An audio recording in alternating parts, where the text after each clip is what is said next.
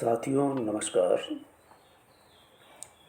अहम की लड़ाई चाहे व्यक्ति की हो या देश के राष्ट्र प्रमुख हो, अहम की लड़ाई, मूंछ की लड़ाई, मैं बड़ा हूँ तो छोटा है, इस बात को लेकर के जो लड़ाई होती है वो कितनी खतरनाक होती है ये हम देख सकते हैं। यूक्रेन और रूस को लेकर के जो चल रहा है, गाज़ा पट्टी और इसराइल को लेकर के चल रहा है, यह भारत और पाकिस्तान को लेकर के चल रहा है, या कभी प्रथम विश्व युद्ध और द्वितीय विश्व युद्ध हुए और इसके बाद लगातार ये देश शीत युद्ध की स्थिति में रहते हैं। प्रथम विश्व युद्ध और द्वितीय विश्व युद्ध के बीच में शीत युद्ध अमेरिका और रूस के बीच में चला था, लेकिन अमेरिका द्वितीय विश्व युद्ध के बाद विकास करते करते, चूंकि युद्ध उसकी धरती पर नहीं है, हिरोशिमा और नागासाकी पर बम गिरा करके उसने अपनी अहमियत अंतर्राष्ट्रीय स्तर पर कायम की। और इसके बाद अमेरिका हमेशा प्रथम बन करके रहा और विश्व में अपनी धाक जमा करके जीना चाहता है। रूस धीरे धीरे कमज़ोर होता चला गया और एकमात्र विश्व शक्ति के रूप में अमेरिका मान्य हो जाता है। लेकिन रूस के अंदर ये बात बैठी हुई रही कि वह जब बिखरने लगा, यूक्रेन जो उससे अलग हो गया और जब ये लगा कि वो नाटो का सदस्य हो सकता है, नाटो यानी अमेरिका के वो संगठन जो अमेरिका यानी यूरोप, ब्रिटेन, जर्मनी, फ्रांस, ये एक सैनिक शक्ति के रूप में रहेंगे। तो जब यूक्रेन ने ये नाटो में शामिल होने की बात की, रूस को नागवार गुजरा और लगातार 27 महीने से युद्ध थोप दिया गया। इस मसले को अगर देखें तो राजनीतिक स्तर पर यूक्रेन की कोई गलती नहीं। यूक्रेन एक स्वायत्त देश है, आत्मनिर्भर देश है। वो अपनी विचारधारा, अपनी सोच किसी से भी शेयर कर सकता है, किसी के भी साथ खड़ा हो सकता है, उसकी आज़ादी है। लेकिन ये लड़ाई, अहम की लड़ाई, यूक्रेन रूस क्यों लड़ रहे हैं, आप कितनी भी बार विचार कर लीजिए, इसके अंदर अहम ही निकल करके आता है। वरना जब युद्ध आरंभ हुआ तो रूस को लगा कि मैं सप्ताह भर में यूक्रेन को घुटने पे ले आऊँगा और ये यूरोप, अमेरिका मिलकर के, जर्मनी, फ्रांस, इनको पता भी नहीं चलेगा। लेकिन पुतिन की यह सोच शायद कूटनीतिक स्तर पर, अंतर्राष्ट्रीय स्तर पर मान करके चलते हैं कि सही नहीं उतरी। तो इस युद्ध के पीछे एक नाटो माना जाता है। दूसरा एक अहम कारण है कि हर देश, हर राष्ट्र प्रमुख अपनी कमियों को छुपाने के लिए, अपनी अंदरूनी उन कमज़ोरियों को, समस्याओं को पर पर्दा डालने के लिए, जनता का ध्यान भटकाने के लिए, धर्म का और दूसरे देश का डर दिखा करके जनता को ध्यान भटकाने का काम करता है। इस अर्थ में पुतिन इस कीमत पर मानव संहार करके भी इसमें सफल रहा है, यूँ कहा जा सकता है। लेकिन मानवता के नाम पर यह कलंक कहलाएगा। जबकि विश्व में शांति कायम रखने के लिए संयुक्त राष्ट्र संघ की स्थापना की गई थी। संयुक्त राष्ट्र संघ शांति की अपील करता है, अमेरिका से कहता है, रूस से कहता है, लेकिन अमेरिका नाटो के बल पर यूक्रेन को अपनी तरफ मिलाना चाहता है। और यूँ भी अगर देखें तो अमेरिका एक हथियार बेचने वाला व्यापारी के रूप में पहचान बना चुका है, और संयुक्त राष्ट्र संघ में भी उसकी हिस्सेदारी है। आर्थिक रूप से वो अपने शेयर सबसे ज़्यादा रखता है। संयुक्त राष्ट्र संघ एक तरह से अमेरिका का मोहरा बन कर के रह गया है। वो सिर्फ अपील कर सकता है, लेकिन सुनता कोई नहीं। अमेरिका उसकी नहीं सुनता। वो कहता शांति बनाए रखिए, युद्ध रोक दीजिए। युद्ध चल रहा है। युद्ध चलाने के पीछे अमेरिका भी खड़ा नजर आता है। यूक्रेन पर युद्ध थोपा गया। रूस और अमेरिका दो शक्ति कहलाती है। रूस यहाँ महत्वाकांक्षी है, विस्तारवादी नीति अपनाता है। यूक्रेन जो कभी उसका हिस्सा था, उसे वापस अपने में मिलाना चाहता है। ये विस्तारवादी नीतियाँ हमेशा राजतंत्र में, वो चाहे किसी भी राजा का काल हो, द ग्रेट अशोक हो या अकबर हो, औरंगजेब, शाहजहाँ हो, शहंशाह हो, ये सभी इसको अपनाते रहे। लेकिन जब हम लोकतांत्रिक समय में रह रहे हैं, तब जनता की आवाज़ सुनी जानी चाहिए। और ये बात देखें तो पुतिन एक तरह से तानाशाह है, जर्मनी के हिटलर के तानाशाह की तरह, या चाइना में।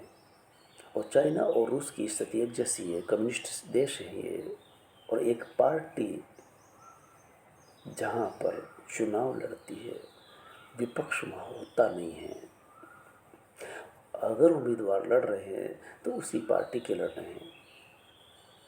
लोकतंत्र में विकल्प हुआ करता है, और यहाँ बिल्कुल भी मतदाता को सामने विकल्प नहीं होता। यूक्रेन के सिरपरियों कह सकते हैं कि European countries, Germany, France, Britain और अमेरिका का हाथ है। खासकर अमेरिका का, जो नाटो संगठन में उसको मिलाना चाहते हैं। हाल ही में घटना ये घटी कि ये जो नक्शा आप देख रहे हैं, एक तरफ यूक्रेन है, दूसरी तरफ रूस है, और रूस से घिरा हुआ यूक्रेन है। इसका खार्किव प्रदेश दिखाई दे रहा है, जिस पर रूस ने लगभग, जो लाल हो रहा है और पीला और सफ़ेद, सफ़ेद यूक्रेन का हिस्सा है। ये लाल हिस्सा रूस का, और पीला पीला जिस पर वो कब्जा कर चुका है। अभी हाल ही में ये खबरें आ रही है कि यूक्रेन लगभग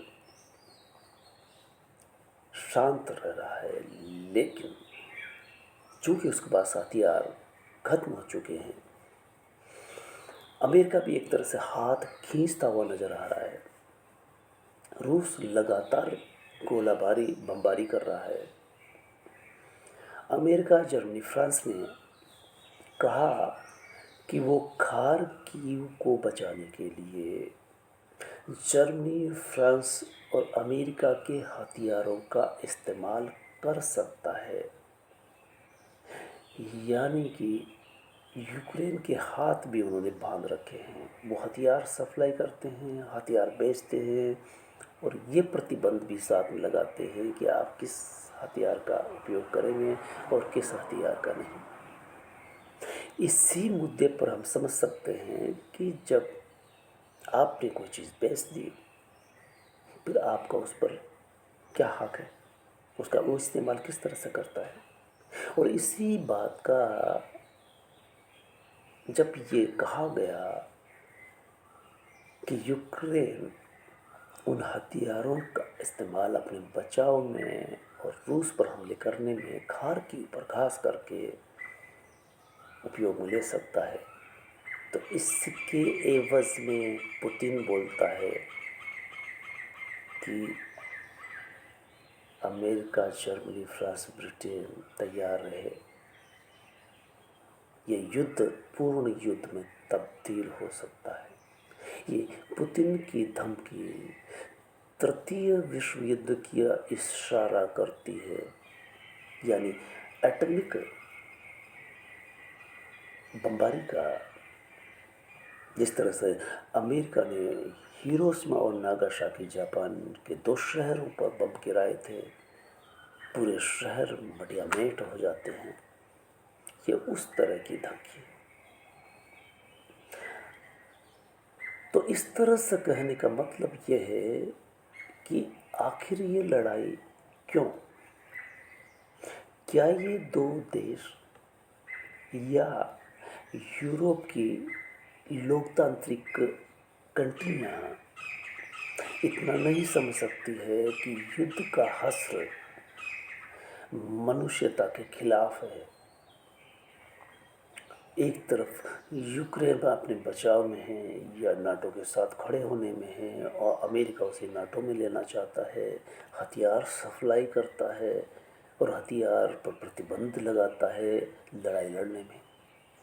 दूसरी तरफ पुतिन है जो तानाशाही रवैया अपना रहा है। युद्ध के परिणाम कभी भी शुभ नहीं होते, और इसकी अशुभता को देखते हुए, युद्ध की खतरनाक स्थितियों को देखते हुए, मानव संहार को देखते हुए, संयुक्त राष्ट्र संघ की स्थापना की गई कि 2 देश या 3 देशों के बीच में सीमा विवाद होने पर या किसी भी बात पर युद्ध की स्थिति आने पर वो शांति व्यवस्था कायम रखने के लिए पहल करेगा, बैठ कर के शांति स्थापित करने के लिए संवाद स्थापित करेगा।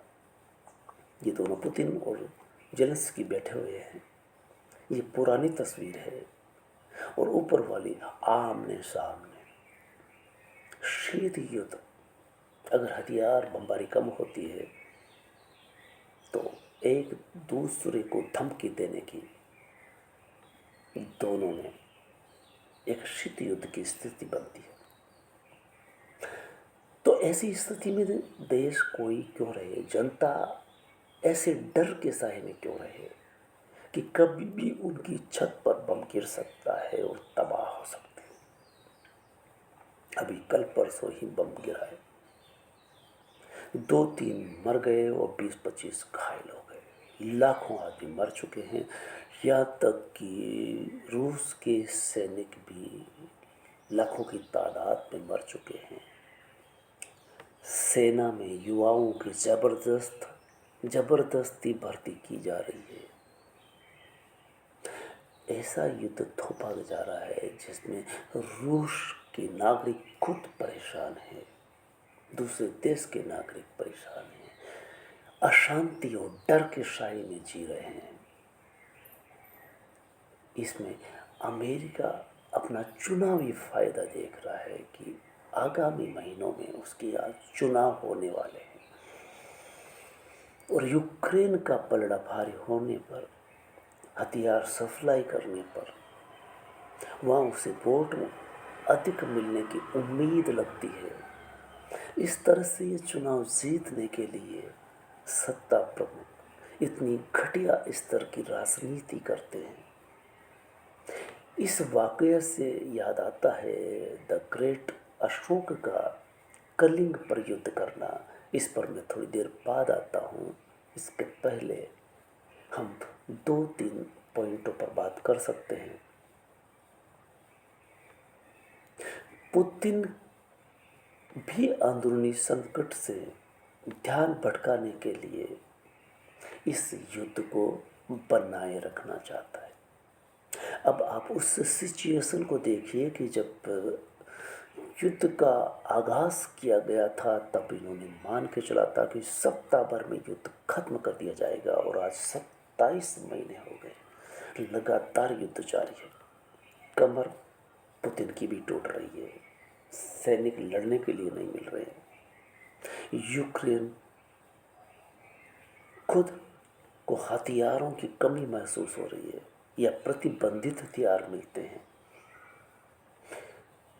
रूस अंदरूनी संकटों से जनता का ध्यान भटकाने के लिए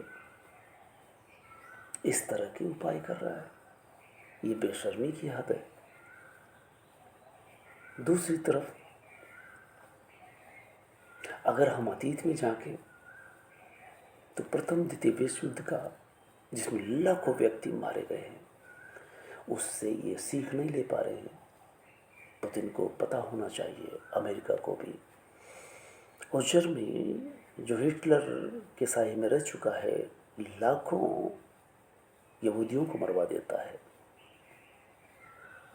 उन्हें, उस देश को ये पता होना चाहिए कि दूसरा युद्ध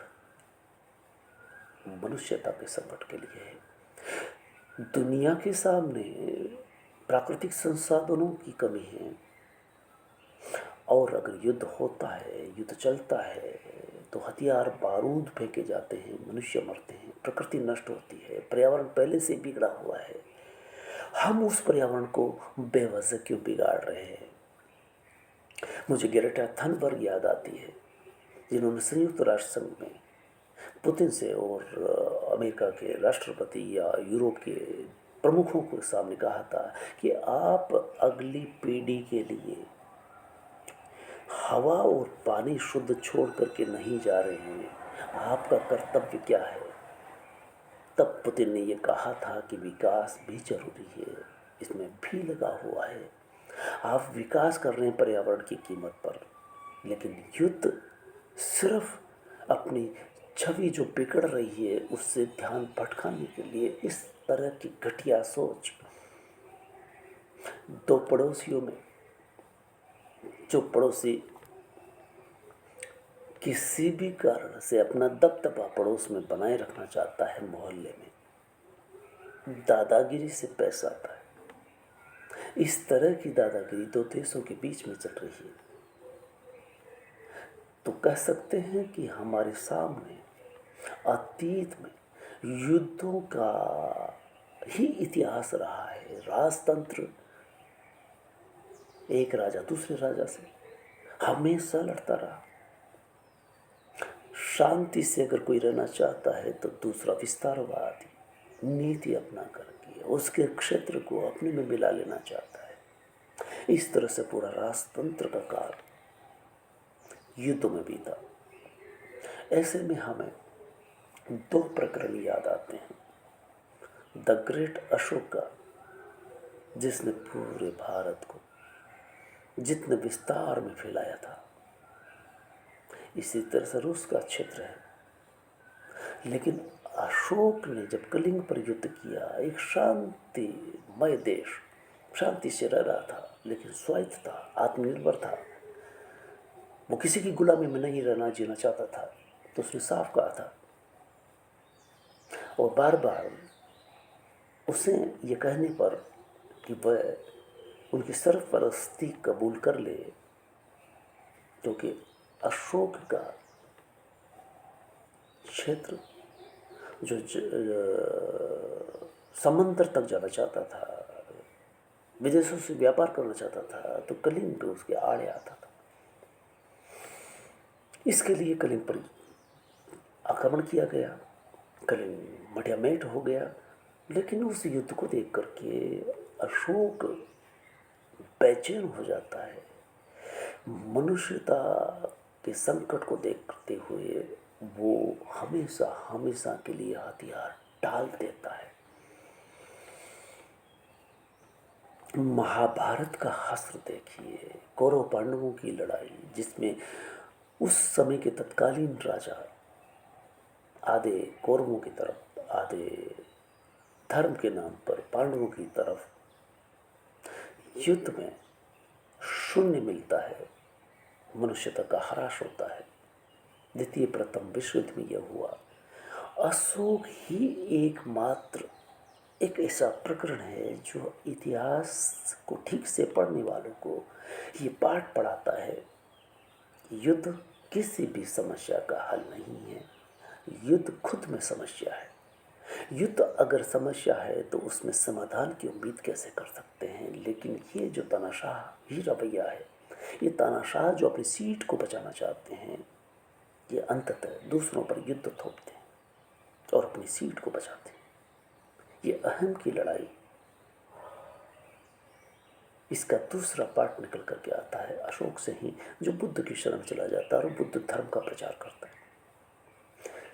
अधिकांश लोग शांति से जीना चाहते हैं, अधिकांश लोग जीवन यापन ही करना चाहते हैं, लेकिन जो सत्ता को बनाए रखने के लिए साम दाम दंड भेद येन केन प्रकारे अपनी सीट को बचाने के लिए दूसरों पर युद्ध थोपते हैं। ये इतिहास गवाह है, महाभारत गवाह है। अशोक का प्रकरण, यूक्रेन रूस का प्रकरण, नेतन्याहू इजराइल और गाजा पट्टी का एक बहाना कि हमास में युद्ध थोपा है, लेकिन संयुक्त राष्ट्र संघ भी तो है जो बैठ कर के बात करने के लिए अवसर देता है। लेकिन रूस यहाँ बात नहीं करना चाहता, अपनी हेटी दिखाना चाहता है। तो इस तरह से हम ये समझ सकते हैं कि युद्ध मानवता के लिए कलंक है और युद्ध किसी समस्या का समाधान नहीं हो सकता। इसलिए संयुक्त राष्ट्र संघ की स्थापना की गई। और हम महाभारत अगर पढ़ते हैं, अगर हम अशोक सम्राट का इतिहास पढ़ते हैं, तो वो हमें यही बताता है कि युद्ध समस्या का समाधान नहीं, युद्ध खुद समस्या है। तो समस्या से समस्या का समाधान कैसे हो सकता है? समस्या का समाधान अशोक के पाठ को पढ़ करके दिया जा सकता है। बुद्ध, उस समय बुद्ध भिक्षु अशोक के बराबर संपर्क में थे और अशोक की समझ में आया कि युद्ध नहीं, शांति चाहिए। और वो दोनों बेटे बेटियों को भिक्खु भिक्षुणी बना देता है और वो श्रीलंका जाकर के धर्म प्रचार करते हैं। तो इस तरह से साथियों समझ सकते हैं कि अंतर्राष्ट्रीय स्थिति हो या देश की स्थिति हो या प्रदेश की स्थिति हो या जिले की या आपके मोहल्ले की, आपके आसपास भी इस तरह के विस्तारवादी लोग जो अपने भूखंड को, अपनी ज़मीन को विस्तार देना चाहते हैं, रोड पर 1 इंच 1 फीट आगे बढ़ करके चबूतरा बनाना चाहते हैं, अपने खेत की मेड़ को काट काट करके पड़ोसी की ज़मीन को हथियाना चाहते हैं। ये जो विस्तारवादी नीति किसी व्यक्ति में हो या पुतिन में हो या नेतन्याहू में हो या रामलाल श्यामलाल में हो, दोनों ही तानाशाही रवैया अपनाने वाले तानाशाह। तो हम अपने गिरेबान में झांक करके देखें कि शांति कैसे हो। युद्ध समस्या का समाधान नहीं है, युद्ध अपने आप में समस्या है। तो अब तक हम मनोवैज्ञानिक वीडियो बनाए, साहित्यिक वीडियो बनाए। आज पहली बार एक अंतर्राष्ट्रीय स्थिति जिसे हम द ग्रेट अशोक तक पहुँचते हैं, अब बुद्ध की विपश्यना तक पहुँचते हैं। ये कह सकते हैं कि बुद्ध की विपश्यना अपना करके हम अपने आप में शांत हो सकते हैं और पहचान सकते हैं इस तरह के तानाशाहों को, इस तरह के विस्तारवादियों को, इस तरह से युद्ध थोपने वालों को। और ये समझ सकते हैं, समझा सकते हैं कि युद्ध खुद समस्या है, युद्ध से समाधान संभव नहीं है। धन्यवाद।